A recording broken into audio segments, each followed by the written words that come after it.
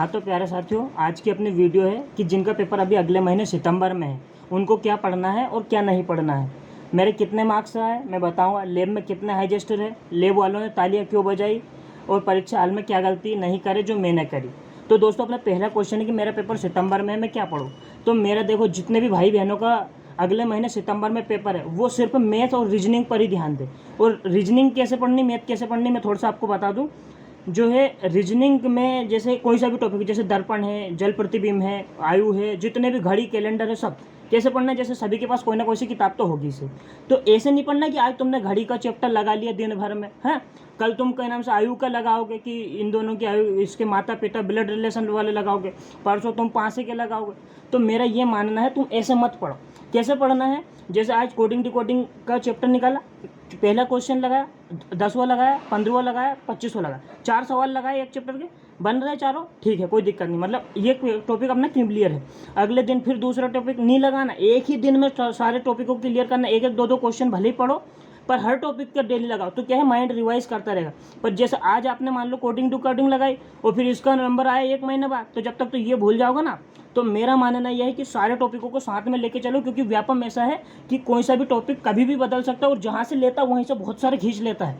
ऐसा नहीं कि एक एक टॉपिक से एक एक। तो मेरा ये मानना है कि आप रीजनिंग है तो उसके प्रत्येक दिन एक एक टॉपिक, हर एक टॉपिक का एक एक दो क्वेश्चन लगाओ और 4 दिन पहले देखो, 4 दिन और 3-4 दिन पहले अपना रिव्यू देखो कि भैया कहाँ से क्वेश्चन आ रहे हैं। जैसे मेरे पेपर में 3-4 वो अपने घड़ी के थे, एक दो 3-4 कैलेंडर के थे, तो उसी से रिलेटेड आगे पीछे मतलब मैंने देखा कि यार यहाँ से आ रहे हैं, मतलब पढ़ता था मैं डेली। तो आप वहाँ से पहले जजमेंट लगा लो, फिर उस दिन उन्हीं टॉपिक को ध्यान में रखो, उनको ऐसे सरसरी नज़र से देख लो, और जो खासकर आ रहे हैं 1-2 दिन पहले उनका पूरा क्लियर कर लो कि नहीं इसका तो एक भी क्वेश्चन नहीं कटना। क्या बाहर से तो देगा नहीं, उर्दू के तो क्वेश्चन देगा नहीं वो रीजनिंग में, ठीक है। और बहुत सरल आ रही रीजनिंग। देखो लोग डराते हैं, डरने का काम नहीं।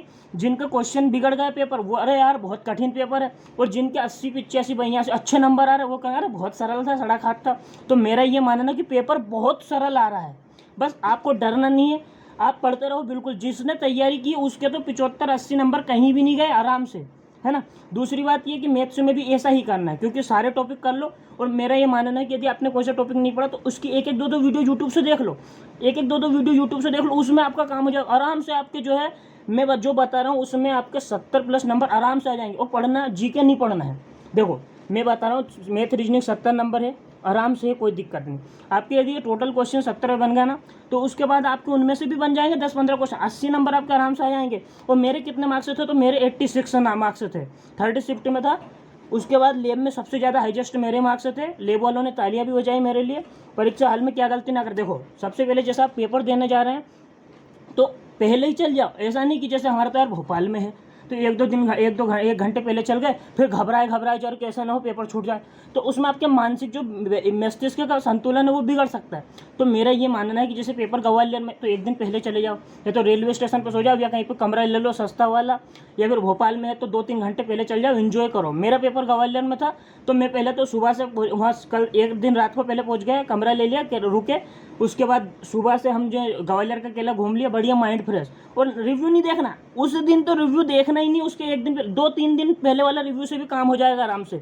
और एक जजमेंट लग जाएगा कि यहाँ जैसे मेरे क्वेश्चन में वर्ल्ड क्रांति से आ रहे थे, वर्ल्ड क्रांति मैंने लूसेंट से पढ़ ली, है ना, तो उसमें से 2 क्वेश्चन आ गए, डिवाइन कॉमेडी और दांत। मैंने पढ़ लिया कि कॉमेडी करते तो दांत निकालते। तो ऐसे जजमेंट लगा लेना कि 2 दिन पहले, और बाकी वो यूनेस्को ये जो जितने भी संगठन हो इनसे ज़्यादा क्वेश्चन पूछ रहा है। तो अभी आपको जीके नहीं पढ़ना है। मेरा ये मानना है कि आप मैथ रीजनिंग दोनों पर फोकस दो, क्योंकि 70 नंबर के ये आ रहे हैं, वो टोटल टॉपिक पढ़ लो। और क्योंकि ये जहाँ से दे रहा है, जैसे मेरे में आकृति वाले दे दिए, आकृति गिनना, और बहुत सरल है, आप आराम से बना देंगे। और आकृति गिनने वाले हैं तो वहीं से 3 क्वेश्चन दे दिए, तो उसी प्रकार 2-3 दिन पहले का रिव्यू देखोगे, अच्छा ये तो यहीं से पूछ रहा है, तो वो कवर कर लो। उसके बाद ज़्यादा टेंशन बिल्कुल लेना ही मत है। और उसके बाद यदि पढ़ना है तो बायो पढ़ो, और वो जो सूक्ष्मदर्शी, ये मापक यंत्र, ये वाले पढ़ लो। बाकी अन्यथा उलझना ही नहीं है बिल्कुल भी। मैं ये कह रहा हूँ, जैसे संविधान में तो गलती से भी मत उलझना, एक क्वेश्चन भी संविधान का नहीं आ रहा है। अब मान लो तुम संविधान पढ़ने जाओगे, पढ़ोगे और आ ही नहीं रहा, फिर क्या करोगे। तो मेरा ये मानना है कि पढ़ना है ना तो साइंस में भी क्या, बायो और मैथ और रीजनिंग, मैथ, रीजनिंग और साइंस जिसने पढ़ ली ना उसके 85 नंबर कहीं नहीं गए। पर फिर भी मैं आपको कह रहा हूँ, और ये वीडियो उनके लिए जिन्होंने पहले पढ़ाई की। नहीं तो आप सोचो कि भैया हमने तो फसल बोई नहीं, बस काटना है हमको, तो ऐसा नहीं है। आप भले मत देखो, नहीं तो आप कहोगे कि यार दादा तो झूठ बोल रहा। और हाँ, जिसको मेरे 86 नंबर पर भरोसा नहीं है ना, मेरा नंबर है 9399232898। मेरे व्हाट्सएप पे हाई कर देना, मैं मेरे को एडमिट कार्ड भेज दूंगा, चेक कर लेना, ठीक है। ये बात हो गई क्लियर। तो बिल्कुल घबराना नहीं है, पेपर बहुत ही सिंपल आ रहा है। आपको 3 सब्जेक्ट ज़्यादा पढ़ने हैं, मैथ, रीजनिंग और साइंस। साइंस में भी बायो वाला पोर्शन, क्योंकि वो कहीं खून का पूछ रहा, कहीं से कहाँ से पूछ रहा, लेकिन वो तीनों पोर्शन। न्यूमेरिकल बिल्कुल नहीं आ रहा, नहीं तो तुम सोचोगे यार फिजिक्स के न्यूमेरिकल देख लूँ। घबराने की ज़रूरत नहीं है, फिजिकल का है इस बार पूरा सिस्टम। तो आराम से आपके 70+ मार्क्स आएंगे यदि आपने पढ़ाई है ना। तो बिल्कुल बेफिक्र रहो, लोगों की अफवाहों में ना आओ। लोगों का तो काम है डराना, जैसे जिसका बिगड़ गया, अरे बहुत पेपर खबर मेरे तो सांसें बाहर आ गए थे। अरे कुछ बाहर नहीं आई, बहुत सड़क हाथ पेपर है, मैं ये कह रहा हूँ। और जिसने पढ़ाई की ना उसके आराम से 70+ मार्क्स आएंगे ही, घबराओ मत। मैथ, रीजनिंग और साइंस का बायो वाला पोर्शन, और फिजिक्स में जो ये सूक्ष्मदर्शी मापक यंत्र है ये वाले, आराम से आपका पेपर बन जाएगा। और बाकी फिर फिजिकल की तैयारी करो, और फिजिकल से रिलेटेड मैं अगली वीडियो बना दूंगा।